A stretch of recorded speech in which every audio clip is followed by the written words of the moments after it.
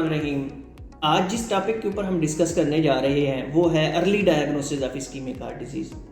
मतलब ये कि जो दिल की हमारी बीमारी है उसको हम हार्ट अटैक होने से पहले कैसे उसकी तशख़ीस कर सकते हैं।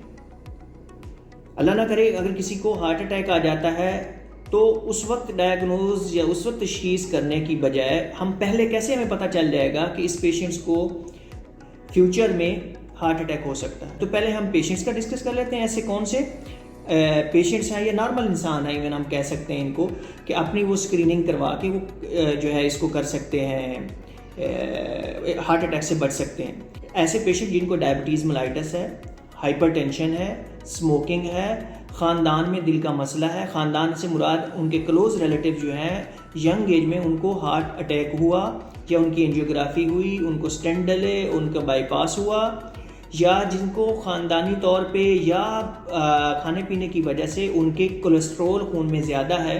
तो ऐसे जो हमारे इवन नॉर्मल जो है पॉपुलेशन है जिनको ज़रूरी नहीं कि हार्ट का प्रॉब्लम हो, वो अपने कुछ ऐसे टेस्ट हैं, बेसिक टेस्ट हैं, वो करवा के इसको खून के हार्ट के अटैक से बच सकते हैं।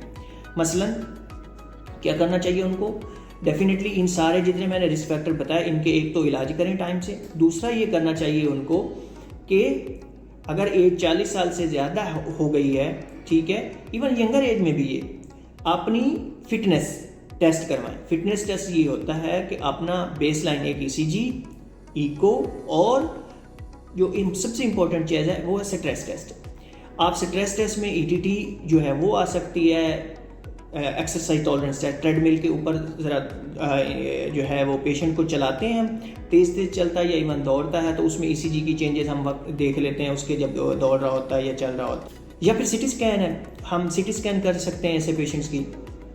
कैल्शियम स्कोरिंग होती है वो हो जाता है, मायोकार्डियल परफ्यूजन स्कैन होता है, ये चीज़ें कर सकते हैं। CT एंजियोग्राफी होती है अगर पेशेंट चल भी नहीं सकता और वो उसको जो है मुश्किल है, हम अवेलेबिलिटी नहीं है, तो हम इवन CT एंजियो भी ऐसे पेशेंट्स की कर लेते हैं। तो ये ऐसे टेस्ट हैं जो हम हार्ट अटैक होने से पहले करके उस पेशेंट्स का फ्यूचर जो प्रिडिक्टेड रिस्क है इस्कीमिक हार्ट डिजीज़ का या हार्ट अटैक होने का, दिल की बीमारी होने का, उसके बारे में हम जान सकते हैं और उसको बचा सकते हैं उसके टाइम पे ट्रीटमेंट करके।